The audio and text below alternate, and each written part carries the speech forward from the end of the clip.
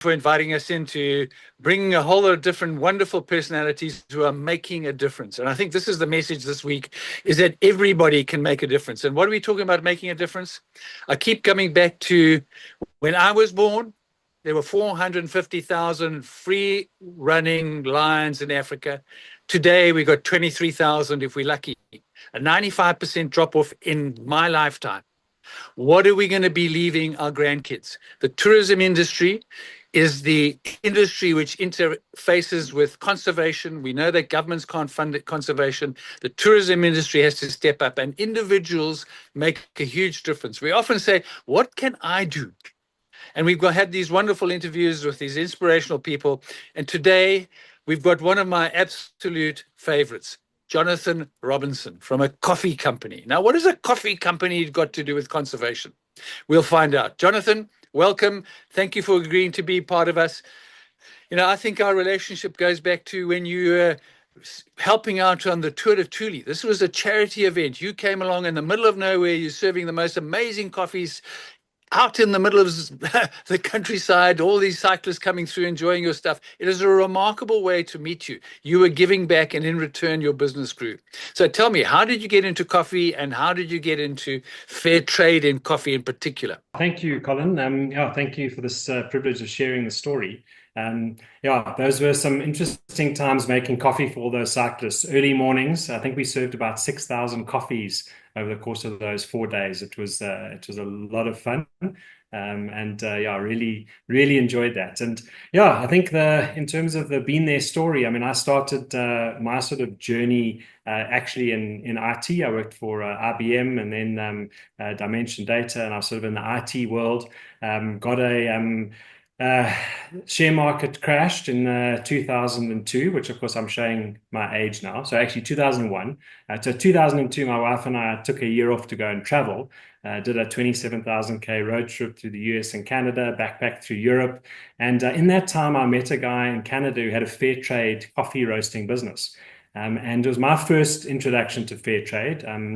I love this idea. I love the fact that you could have a business in something that you loved, like coffee, and that you could make an impact in the lives of small scale farmers. And so, I basically came back to South Africa. I didn't feel it was quite the right time to start Being There on return, and so I actually spent another 18 months working for an NGO, raising funds for children orphaned or affected by AIDS.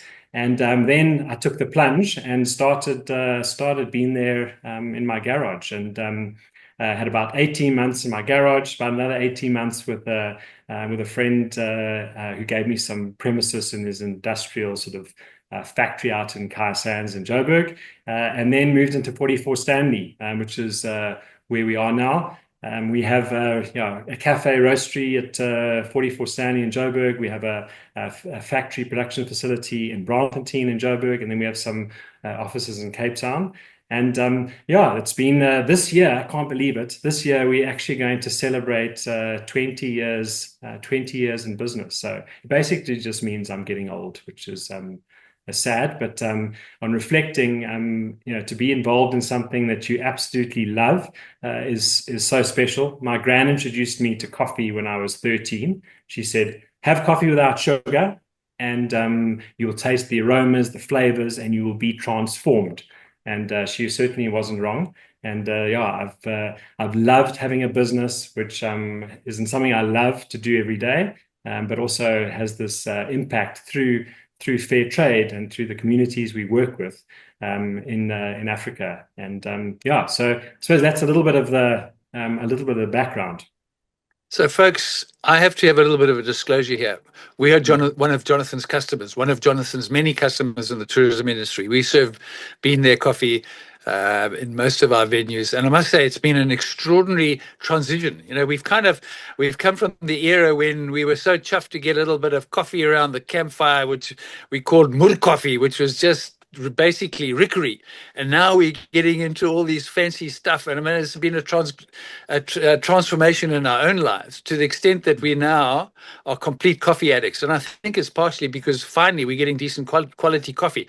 So tell me, from what I can gather, Jonathan, correct me or not, all your coffee is sourced in Africa. Is that correct?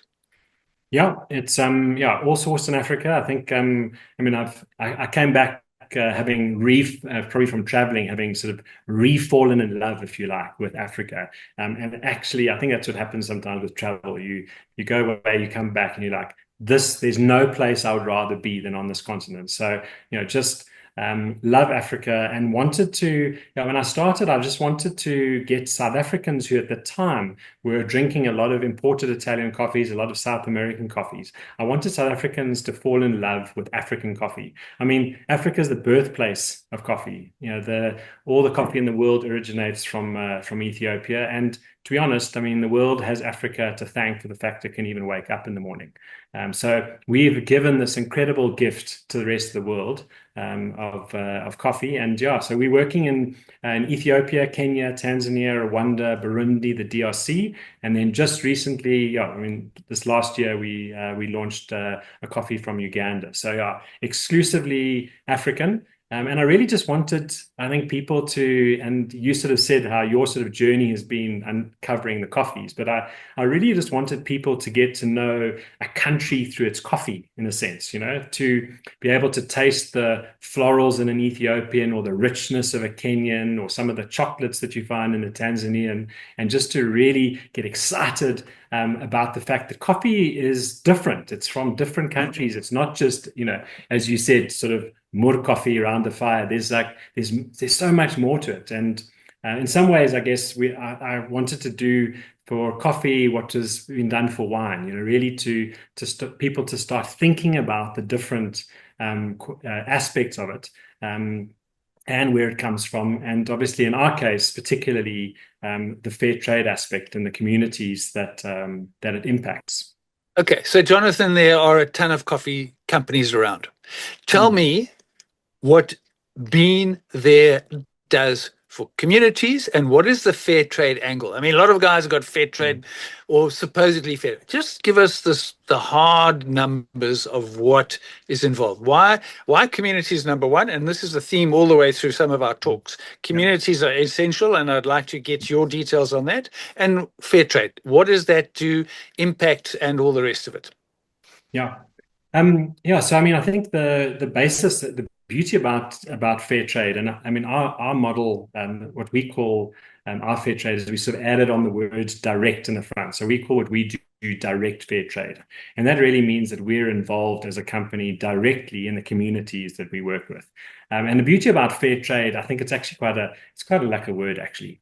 Because it's quite easy to understand. It's really just about trading fairly with communities. And to give you an idea, the way that it works is that we buy our coffee. We work with specific communities. We look for communities that we can engage with on a long-term basis. So our first space is to say, we want a community that produces exceptional quality coffee. So I think one of the misconceptions around fair trade is that sometimes it's sort of viewed as a bit of a charity. I'm just sort of doing good, buying from farmers who can't sell their coffee. Couldn't be further from the truth. Farmers that we work with are producing some of the finest coffee on the planet. And what fair trade is doing is saying, listen, when you subscribe to fair trade, you're saying that regardless of what happens in the market, we commit to paying fair price to those producers. It has nothing to do with charity. It really is about just paying fairly for this product. And so, yeah, I suppose if you put it into some numbers, I mean, you just asked me just a while ago, what does that look like from a financial point of view? And I suppose in our business, just the fair trade premiums that we put back in the last year amount to R1 million that we've been able to put back into the communities that we work with. And really that is a premium that gets put on top of the coffee, and farmers use that for all sorts of things. Sometimes it gets paid out to farmers directly in terms of cash. Sometimes it's invested in quality improvements. I'd like to just maybe tell you just a little bit about the Rwandan community and what they've done with this. Just hang on, just so that we're all on the same page. So in other words, you could have bought coffee for R1 million less every year if you'd paid normal market prices. But you've Correct. elected to go fair trade. So it's costing you R1 million extra to make sure that the communities of the coalface are getting fair prices for their coffee over and above market price. Is that correct? That's correct. Yeah. Wow. Okay.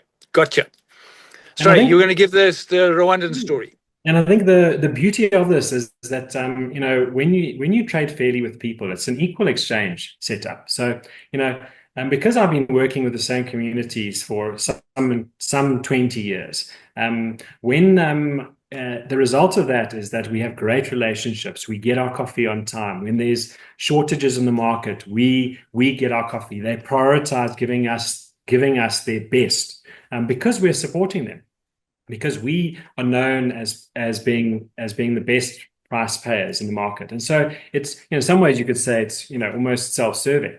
Because there's a benefit for us and there's a benefit for them, and really it's helped us out a lot when market conditions are tough or there's supply issues.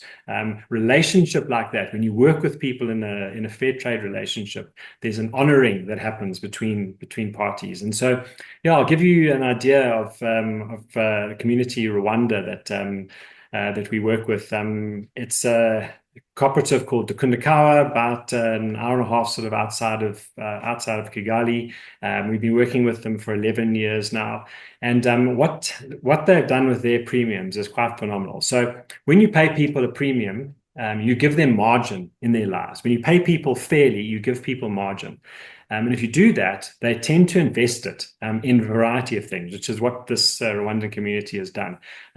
In this co-op to Kundakawa, they have put in a whole lot of new improvements in terms of their processing equipment, cherry flotation machines, which have improved their quality. They put in nurseries and done a whole lot of agronomy training to help other farmers farm better.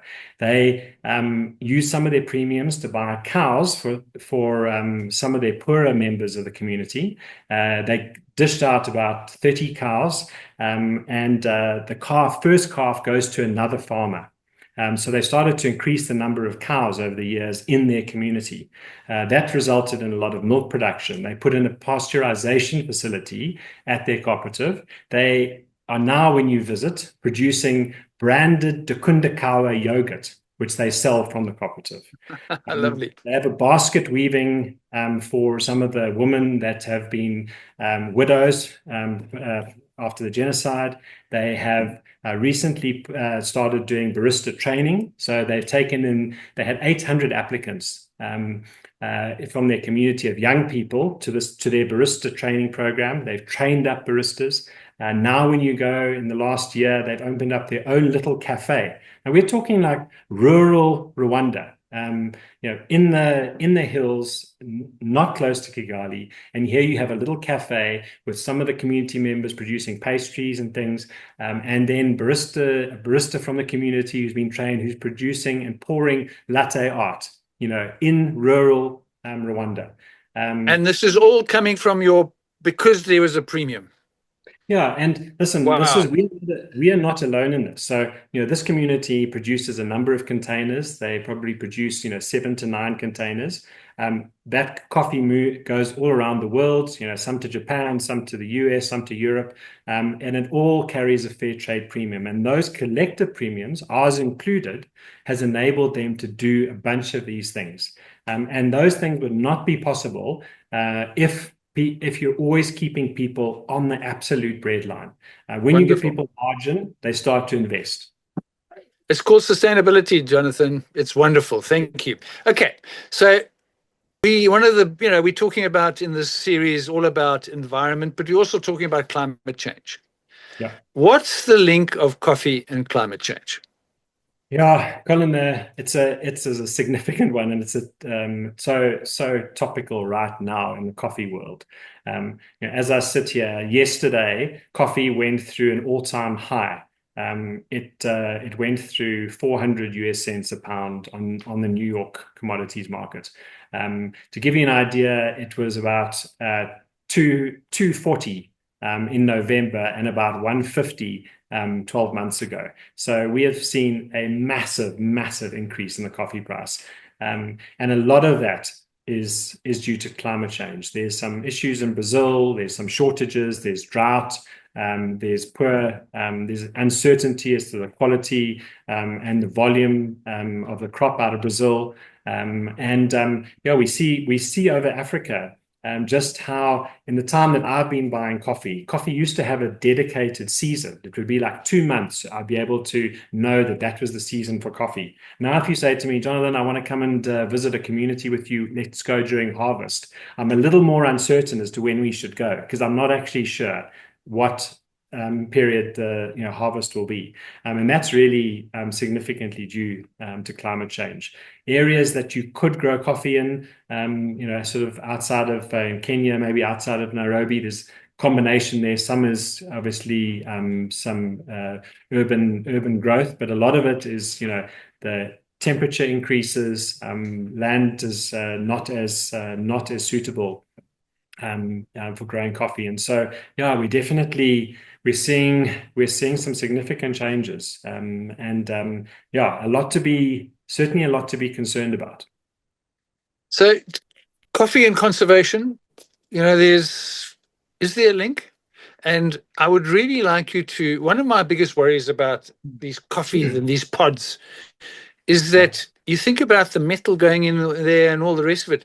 If you're in a rural area, what do you do with these pods? How do you handle that? How do you mitigate against all the pollution which could potentially go out into these rural areas where a lot of safari camps and all the rest of it are located? Yeah, those are two good questions. I'll start with the pod part. So yeah, I think you very valid points. It's obviously why we, as much as possible, try and push people towards coffee in plungers, bean to cup machines, etc. So where you're using the raw product. We're making a big change this year to the coffee bags. Our coffee bags are going to move to fully recyclable this year. It has been a problem getting the right sort of barriers in the past, but we seem to have got the technology right to do that. So our actual bags will be fully recyclable. And then in terms of the pods, we have a wonderful range of compostable pods, and they're home compostable, which means those ones, they go into an espresso machines. We have two options there, a decaf and a blend, which both are packaged in compostable capsules, and you can put that into your regular composting. Our cups, you'd know from some of the events that you've been at, when you see our Been There cups, they're 100% compostable. Our takeaway cups, I think that's really buy compostable. I can put them in my garden. They're going to just be part of the food chain. Yeah, wonderful. Well done. Yeah, that's exciting. And yeah, we're not there on everything. As I said, the packaging we're getting to recyclable this year, which will be good. But as much as possible as a company, we're trying to push that. I think, to answer your question around coffee and conservation, there's an amazing link there, and there's an amazing potential.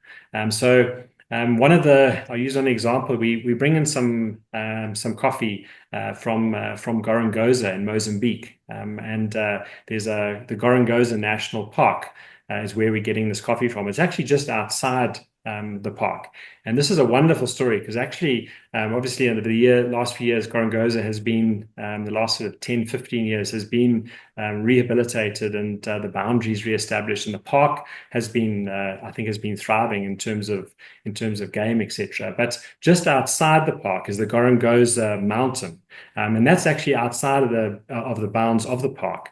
And what was happening there is obviously due to needing alternative forms of income. A lot of the community living on that mountain and in the areas were cutting down the rainforest for charcoal. And obviously looking at that and the fact that this rainforest is a big source of feeding water into the Gorongosa National Park, it was a massive concern. And we certainly didn't drive this project. It was Greg Carr and Gorongosa who drove this project, but we've been buying the coffee. And really what has happened there is that they have given the farmers in this area coffee trees and indigenous trees. And coffee grows beautifully under a canopy of trees. So you can plant the coffee and you can plant the indigenous trees. And the idea there is that over time they will obviously stop the further destruction of the forest canopy, but they will also, the replanting of these indigenous trees means that these zones in the forest canopy can be restored. And the beauty of that is now you have income. Farmers have income from the coffee, but they're also protecting the forest. And I think that's a key place where conservation and coffee can work together. We've got the same situation in the community we work with in Ethiopia, where an Ethiopian environmentalist actually saved a magic piece of rainforest in Ethiopia from being logged and actually cut down for maize, and managed to convince the community to plant coffee in the forest. And forest coffee, because it grows slower, it's actually sometimes even better than coffee grown in the full sun. So the slower growth, intensity of flavor, so coffee and conservation can definitely work really well together, providing farmers with income. So first, if you're now a lodge owner somewhere in Africa, Kenya, Tanzania, and all the rest of it, can they buy bean there, or is it mainly for Southern African? Yeah, that's a really tricky question, because I'm gonna have to answer that in light of your climate change question. So, from a personal point of view, obviously we love our coffee to be served all over East Africa, but to be honest, we sell very little coffee into East Africa, and to be honest, I'm actually happy with that, because if our coffee comes from East Africa, for it to come all the way down here, be roasted and processed and returned back. Is not great on the climate, on the planet, sorry. And so I'm a bit in a dilemma. I'd love it to be served in East Africa. Maybe I just need to start roasting somewhere. You need a bean there up in Nairobi. Exactly. So where do you, if you're in Southern Africa, where do you buy? How do we get hold of your product?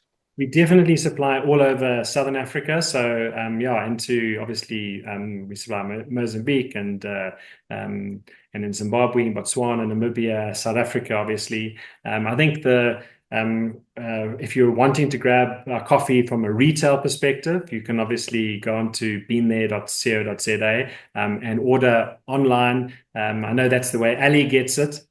She gets it delivered to her home. So that's a great option. It's freshly roasted, delivered to your home, and that's super easy. But you can also pick it up in Dis-Chem and some Pick n Pays. You can pick it up on Takealot. So a lot of retail options. Then obviously our main business is actually supplying a lot of the hospitality industry. That's a place that we do a lot of work in. We offer obviously the whole coffee from a wholesale perspective, and we do a lot of the machines to support that, so that we can really give you a full, the hospitality industry is sort of a full offering, which obviously includes the equipment, coffee, and we do a lot of training, because as you'd know, you move from, in your case, from Moor coffee on the side of the fire to now wanting to pour latte art. It's going to be a bit of a stretch for you, Colin. You're going to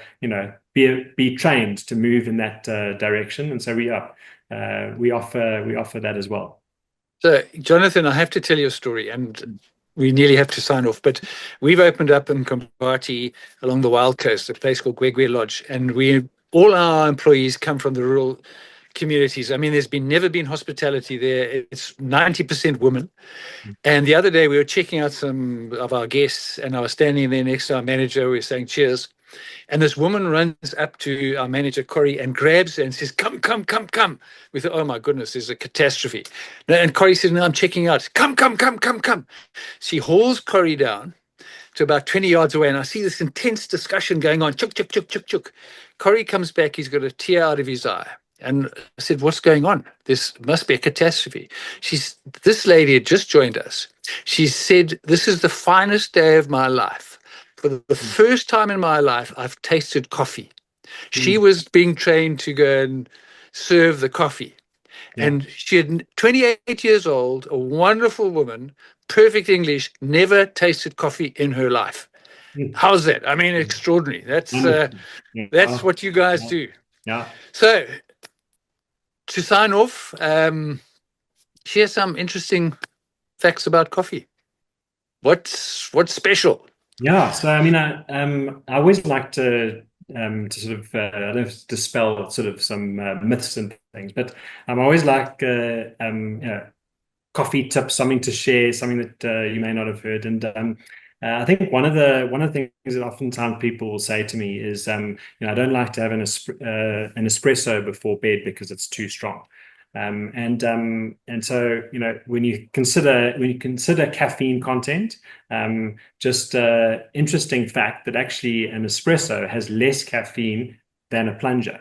And the reason for that is just the contact time with the coffee. So using pretty much the same sort of volumes of coffee, but the contact time in espresso is like 25 seconds, and obviously in a plunger it should be 4 minutes. Which does bring me to an aspect of how to make great plunger coffee, which is, you know, hot, you know, just off the boiled water, 4 minutes in a plunger. And a very important thing, try to think about the ratio of coffee. And the good ratio of sort of a good guideline is 60 grams per liter. So, and that applies across just about everything. Think about that in terms of how to get the right proportion, because that's one of the secrets of making coffee consistently, getting your proportion of coffee to water right and getting your grind right. So that's quite key. And then one other thing that I learned very recently that was quite exciting. I mean, I've been in coffee for 20 years, and